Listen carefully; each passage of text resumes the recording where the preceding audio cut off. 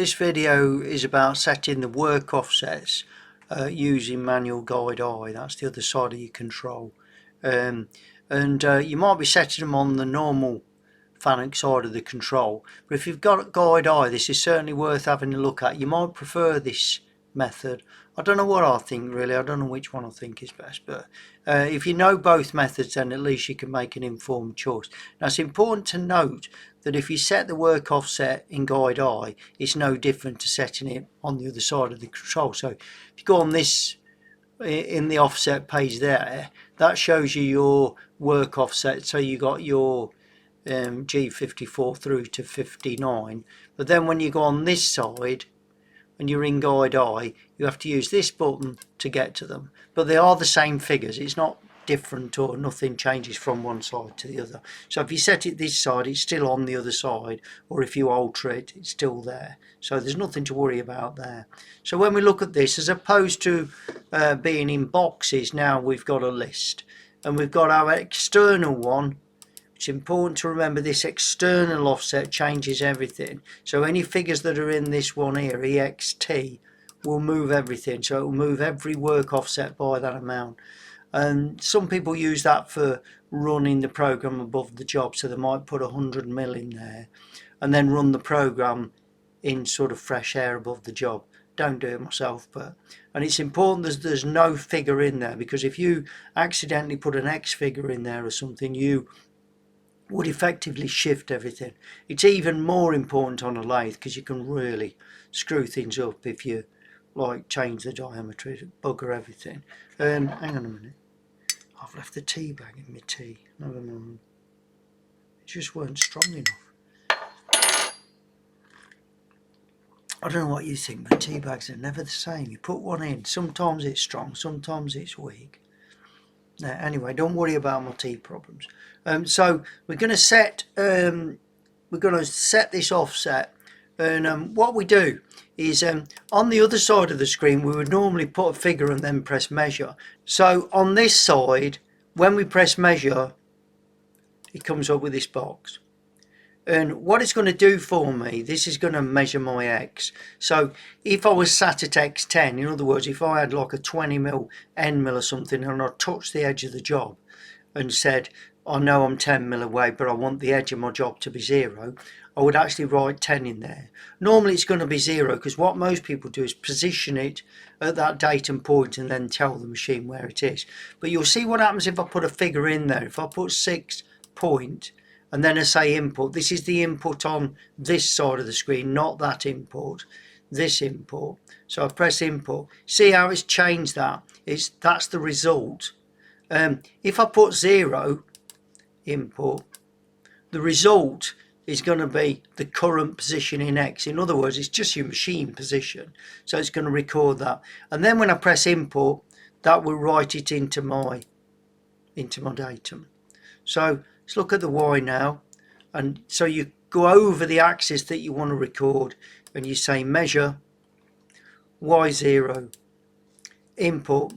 You'll notice this time it didn't change the figure because it's just that's the current position, and then I can say input on this side. I can cancel it as well if I want, and all it's done really is written that machine position into your datum. I mean, in the old days, that's what we used to do. We used to look at the machine position.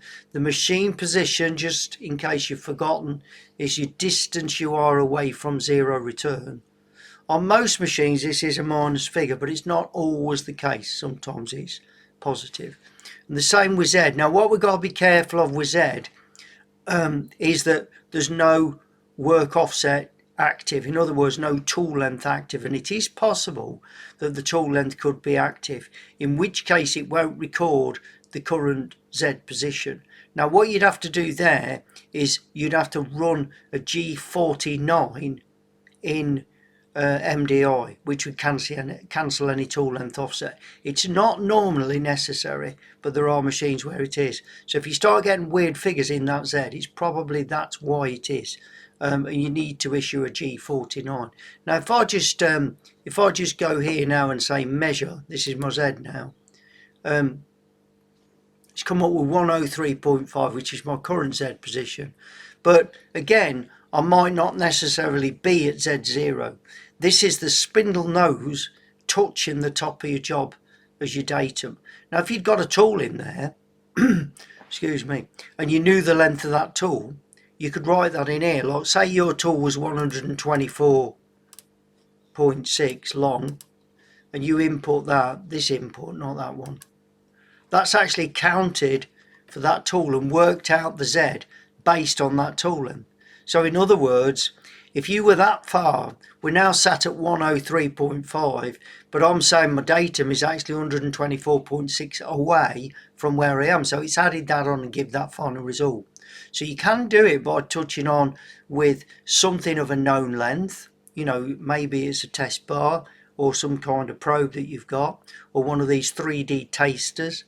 If you know that length, you can put that in, or you can actually touch your spindle nose on the job, which is pretty bloody dodgy, if you want my opinion. I don't like bringing the spindle nose right down. Sometimes you can't even do it anyway. Hang on a sec. It's still not very strong. Shit, that is. Anyway, yeah, I don't like doing that. And what I tend to do is use a slip block or a known thickness piece of metal, and then bring the spindle down but below the metal, and then gradually take it up until that bit of metal goes underneath it. And that way you're not bringing your spindle down to anything, because you can do a lot of damage there. And don't forget that hand wheel is the full power of the machine. So it's not a toy, it's actually the full power of the machine, and it will crush your finger if it happens to be in the way. Anyway, let's get back to this. If I was sat at Z0, so if I had touched the spindle nose on the job, I'd put 0 in there. Excuse me. And that would record that Z. Or if I'd got a 20mm slip block, then I'm saying I'm 20mm away. And I can just input that. And that's recording my Z. And this one here, this button here, actually changed the position. You notice now it says the actual position. This is assuming that I am actually in G54, don't forget. But if you look on my modal information here, you'll see I'm in G54. So in G54 now, I'm sat at Z20, because that's what I just told the machine. I said, you are at Z20. If I do it again, look, let's say to the machine, you are at Z0. Input. And now it says it is at Z0 because I just told it that. So it's more important to play around with this and get your head around it so you know exactly what it's doing and how it's working. So, but the idea of this video is to show you how it works using guide eye. So it's slightly different in the way that you do it, in that you're using this measure key and you click the measure first, then you tell it where it is. So by target, I don't know, I don't think that's the right word, target. Ain't target to me is something you're trying to get. I don't know, target. That's like a dartboard, isn't it, I suppose. Anyway, stuck with that, they call it target. And in other words, that's where you actually are. I'm sat at 0 or I'm sat at 10 or whatever. And then I'll just input that figure. So if I put 0 input, it says what the result is, which is the same as your actual position. And I say input. And it's actually put in there this, what we call the machine position, which is your distance you are away from 0 return. Okay. Don't forget... Don't forget, you need to be, what was I going to say? Oh yeah, don't forget, make sure you got no offset active. So you might need to put a G49 in there just to deactivate any tool length offset. You'll soon know, because you'll get some weird shit. Because when you do that Z, it'll just give you, well, not the right figure. Anyway, so that's that. Let's have a talk about adjusting it now. And again, unlike the other side, you press the button first. So if I press input plus there, it comes up with this this screen. And what I say to it is, how much do I want to adjust this by? So this is my Z. So imagine that, like you can't move that window. I don't know why I'm even trying. Right, this is my Z.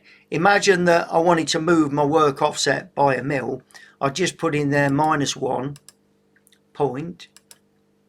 And then I say point. Then I say input, and you see the result. This is what's going to happen, and then just input, and that's put that in there. So this is input plus. Just the same if I want to take some off, just minus 0.1. But it's great because when you press that input, but don't press that input because it will do it wrong. So press input, which puts your result there, and then you go input to actually replace that figure in there. So that's how we adjust it on the manual guide eye side. Now, I love buttons that people don't know what they are. And it just reminds me of my old days when I first worked on machines, and people say, oh, don't touch that button. And you say, well, what is it? Or nobody knows, you know, but somebody did press it years ago and he's not with us anymore. And it's kind of weird. And I always look at machines, and it's my pet thing to say to people, excuse me, do you know what that button does? And they don't know what it is. Now, I reckon this is one of them. This button here. Now, see it changing there, character and item. Well, what it's actually doing, and I don't know, you probably never use this, but at least you can show off to your mates that you know what it is. What it does, it's actually breaking that down into the individual numbers. So you can actually just change one number. I don't know. Would you do that? Might do. Saves altering the big number, I suppose, and then I could make that 6. So it kind of writes to the left of that blue box, and you use your cancel key, nothing else. Don't use insert, alter or delete or out like that, just your cancel key, cancel. And then if you then input that, I'll say input, that's just changed it to that thing. But while that's on, it's actually flicked back to item again now. There, look, it's on item. So you can switch it to characters. In other words, you're just going through each individual character. It works on this, and it works on the work offset thingy as well. So yeah. So leave me plenty of comments. Communicate with me. Not many people do, but thanks for watching the video.